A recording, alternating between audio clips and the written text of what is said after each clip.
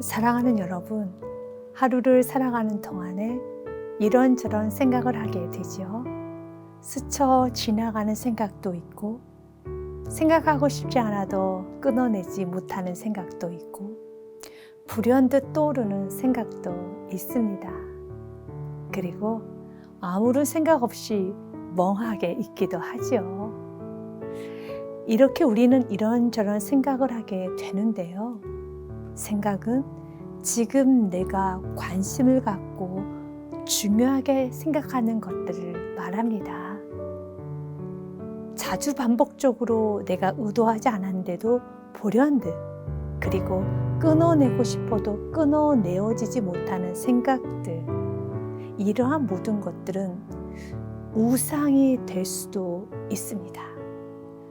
팀 켈러 목사님은 내가 만든 신이라는 책에서 우상을 식별하는 방법에 관하여 이렇게 말을 합니다. 우상은 주로 생각을 타고 오기 때문에 평소에 주로 공상하는 내용이 무엇인가? 무심코 머릿속을 차지하는 상상은 무엇인가? 승진하는 시나리오를 상상하고 있는가? 재물, 그리고 특정한 사람과의 관계인가? 뿐만 아니라 만약 당신이 습관적으로 생각하면 혼자서 속으로 기쁨과 안락을 얻는 대상은 무엇인가? 또한 돈을 어떻게 쓰는지 보면 자신이 속으로 진짜 사랑하는 것이 무엇인지 식별할 수 있습니다. 통제하지 못하는 생각과 감정이 있다면 그것은 우상이 될 수 있습니다. 주로 공상하고 있는 것, 나의 의지와 상관없이 머릿속을 차지하고 있는 것들, 통제되지 못하는 생각들, 그리고 돈을 쓰고 있는 흐름들을 면밀하게 살펴보면 마음속에 무엇이 우상인지를 알 수 있습니다. 나는 내 안에 우상은 없어. 난 하나님만 섬기고 있어 라고 주장하기보다는 자신의 내면을 살펴보면서 날마다 하나님의 자리를 탐하게 하는 것들을 내려놓아야 합니다. 가볍게 여기고 방치하면 어느 순간에 나의 마음을 차지하고 있으면 삶 전반적인 부분에서 매여있게 됩니다. 매임의 현상은 중독으로, 조급증, 그리고 예민함으로 나타날 수 있는데요. 리처드 포스터의 글을 인용해 보면요, 신자유주의 위기라는 그 책에서 이렇게 글을 썼습니다. 무엇이든 우리를 지배하는 것이 우리의 주인이다. 권력을 구하는 사람은 권력의 지배를 당하고, 사람에게 받아들여지기 원하는 사람은 좋아하는 사람에게 지배당한다. 우리는 스스로를 지배하는 게 아니라 내가 바라는 것이 주인이 되어 지배당한다. 그렇습니다. 내가 원하는 것, 간절히 바라는 것에 지배를 당할 수도 있습니다. 그리스도인들에게는 바라고 원하는 것들을 기도를 통하여 하나님으로부터 얻게 되지요. 그리고 하나님의 영광을 위해서 잘 쓰겠노라고 기도를 하지요. 그런데 그리스도인들도 깨어있지 않으면 하나님으로부터 받은 것들이 우상이 되어서 하나님과의 관계가 멀어지는 경우도 있습니다.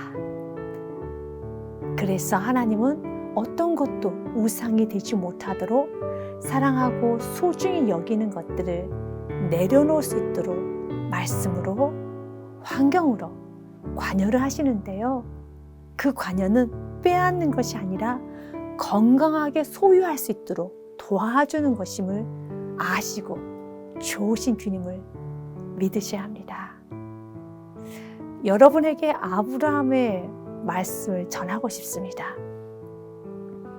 아브라함은 그의 나이 100세에 하나님으로부터 아들을 받게 되지요. 웃음이라는 이름의 뜻을 갖고 있는 이삭입니다.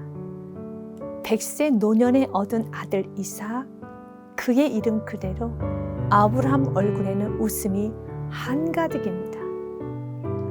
하루하루가 행복하고 아이를 바라만 봐도 배가 부를 정도로 아이의 웃음소리는 세상의 모든 것들이 움직이는 것처럼 행복하고 또 행복하죠.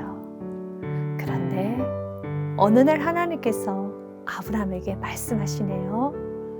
내 독자 이삭을 바치라는 것입니다. 참 순종하기 쉽지 않은 말씀입니다. 하나님이 주셨는데 왜 하나님이 다시 드리라고 요구하시는 걸까? 이해가 안 되는 명령이지만 아브라함은 순종합니다. 그래서 아브라함이 믿음의 조상이라고 하는 것입니다. 믿음은 이해가 되고 납득이 된 것만 순종하는 것이 아니라 이해가 되지 않아도 납득이 되지 않아도 순종하는 것입니다. 왜냐하면 좋으신 하나님을 믿기 때문이죠. 사랑하는 여러분, 하나님은 완전하십니다. 그리고 우리에게 좋은 것만 주십니다. 마태복음 7장 11절 말씀입니다. 너희가 악한 자라도 좋은 것으로 자식에게 줄 줄 알거든 하물며 하늘에 계신 너희 아버지께서 구하는 자에게 좋은 것으로 주시지 않겠느냐. 아멘. 적당한 것을 주는 것이 아니라 좋은 것만 주십니다. 나에게 유익이 되는 것만 주신다는 겁니다. 하나님께서 아브라함에게 이삭을 요구하셨다면 아브라함에게는 분명 유익이 되고 아브라함에게는 행복을 주기 원합니다. 아브라함은 순종을 하여 아침 일찍 나무와 불을 가지고 이삭과 함께 모리아산으로 갑니다. 그의 마음은 얼마나 아팠을까요? 그러나 순종을 합니다. 그때 이삭이 아버지에게 질문을 하네요. 창세기 22장 7절 말씀입니다. 이삭이 그의 아버지 아브라함에게 말하 이르되 내 아버지 하니 그가 이르되 내 아들아 내가 여기 있노라. 이삭이 이르되 불과 나무는 있거니와 범죄할 어린 양은 어딨나이까. 아버지는 아들 이삭에게 이렇게 말합니다. 8절 말씀입니다. 아브라함이 이르되 내 아들아 번제할 어린 양은 하나님이 자기를 위하여 친히 준비하시리라. 하나님은 준비해 놓으셨습니다. 그의 믿음 그대로 그는 이삭 대신 하나님이 준비해 놓은 어린 양으로 번제를 드리지요. 그리고 하나님으로부터 칭찬을 받는데요. 12절입니다. 사자가 이르시되 그 아이에게 내 손을 대지 말라.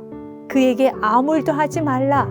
내가 내 아들 내 독자까지도 내게 아끼지 아니하였으니 내가 이제야 내가 하나님을 경외하는 줄을 아노라. 너는 나를 경외하는구나. 그렇습니다. 우리가 주님을 사랑한다 하면서도 마음속에 주님보다 더 많은 시간과 물질을 쏟고 관심을 주고 있다면 하나님을 경외하는 신앙은 아닙니다. 때로는 치우칠 때 아브람처럼 관여하시기도 합니다. 그때 좋으신 하나님을 믿고 순종하시기를 바랍니다. 순종으로 나아갈 때 그 어떤 것에도 매이지 않고 하나님을 경외하는 신앙인으로 성장하게 될 것입니다. 기도하겠습니다. 사랑의 하나님, 깨어있지 않으면 순간순간 메어버리는 것들이 있습니다. 마음과 생각을 점령하고 온종일 생각하여 생각이 꼬리를 물어 생각에 메어버릴 때가 있습니다. 그리고 현실과 생각을 구분하지 못하는 위험스러운 상태까지 될 때도 있습니다. 주님, 내가 메어 있는 것들, 내 생각과 마음을 점령하고 통제하지 못하는 것들은 우상임을 정직하게 고백합니다.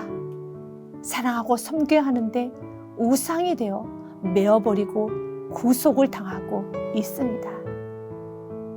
오직 주님께 매이고 주의 말씀에만 묶이게 하여 주옵소서.